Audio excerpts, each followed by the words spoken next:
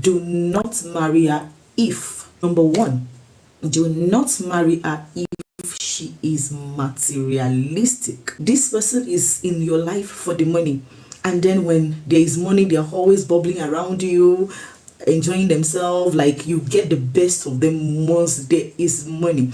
But when things turn down a bit low, they are off. Their number is no more reachable. More like they are a gold digger and they are just in for the money. They jump on every fashion trend.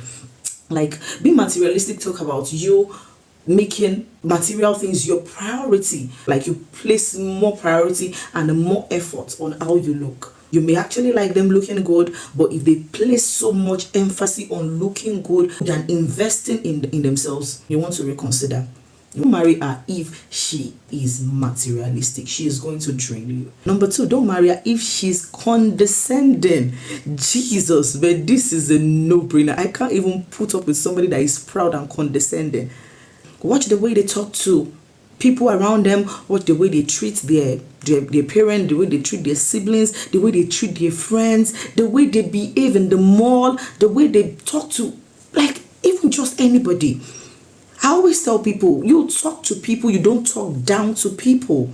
Condescension is the highest form of disrespect. I can't even put up with it. Because one thing is, if you think, okay, they don't disrespect me, but they disrespect people, I bet you sooner or later you're going to be disrespected. The honor she doesn't give you, she can't fight for you.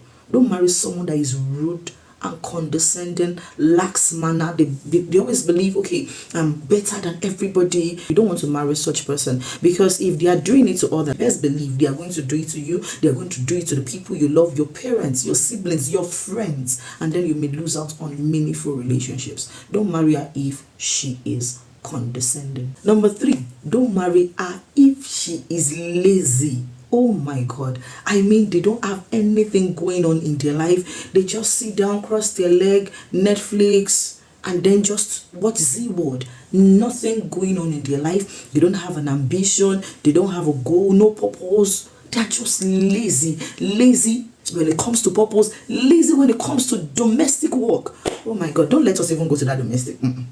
Because we're not finished. But don't marry them if they are lazy. You don't need a lazy woman in your life. If you end up with a lazy person, she's going to be a liability to you. You don't want a liability as a wife. No, nothing going on in their life. They don't have something that will wake them up daily. They don't have something they are on, that they are just loafing around. Don't marry them. Don't marry them if they are lazy. Number four, this is a no-brainer. Don't marry her if she's an unbeliever. I mean, what you owe an unbeliever is the message of salvation, not marriage. See, in this kingdom, we pure breed, we don't crossbreed. Marriage is so big that an unbeliever lacks the capacity to function well in marriage. You need somebody that will shoulder that responsibility for you. Can I allow for this person to reproduce after our kind?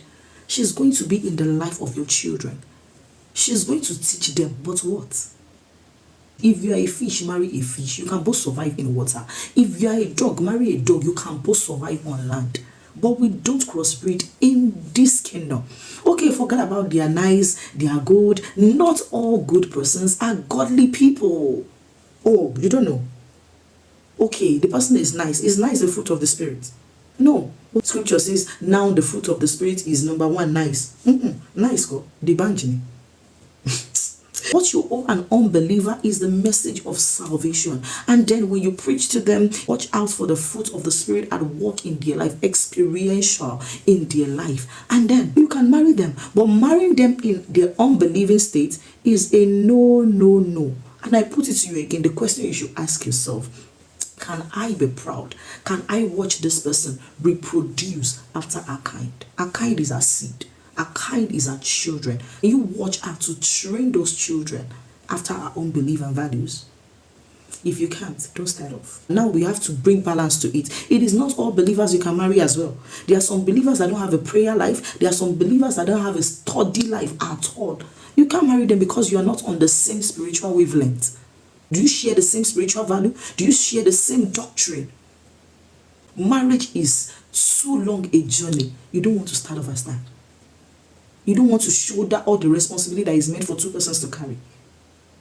Don't marry her if she's an unbeliever. Number 5, don't marry her if she is not committed to you. Somebody is not committed to you the way you are committed to her, and then you think, okay, somehow it's gonna work. No, it may not work. Like, you're always the one putting the effort to make the relationship work, and it's like the lady doesn't even give a damn. You're always the one saying sorry, you're always the one calling, you're always the one, oh my God, fighting over the relationship to make it work. She's not into you as you are into her. So don't marry her. The commitment is biased. And what you need in a relationship is an unbiased commitment. That's what makes relationship thrive. But in a situation where the commitment is biased, it can't work. If you start off like that in a relationship, you're going to continue like that in marriage. Don't marry her if she is not committed to you. Number 6, don't marry her if she's not teachable. One of the sheer grace of a woman is that she has this teachability spirit. The teachability spirit always exudes grace any day, any time. And then you don't want to marry somebody that doesn't exude that kind of grace. You may not know that now that your relationship it is a 10. Well, I'm telling you, being a married woman, you don't want to be in a house that is always heated in arguments. She's strong-headed. You can't tell another. Don't marry her if she's not teachable. So lastly that I'm going to share today, don't marry her if she is bossy and controlling. Like, this person is opinionated. It is their own decision that counts. Their own opinion makes sense. No other person's opinion makes sense. Like, this person is in your life, and the person is there to always want to control you. Why?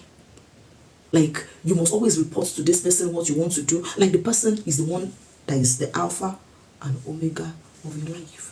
Always bossy, always controlling. Literally, the person orders you around. Don't marry her if she's bossy and then she's controlling, then she's opinionated. And the reason is because, you see, in this kingdom, everything is about order. Everything is about ranking. God has placed men as the head. But the head talks about functionality and responsibility.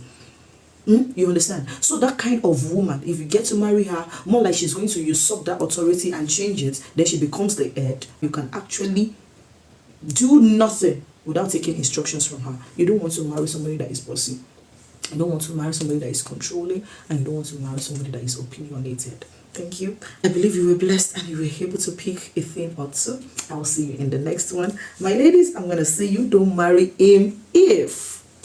God bless you.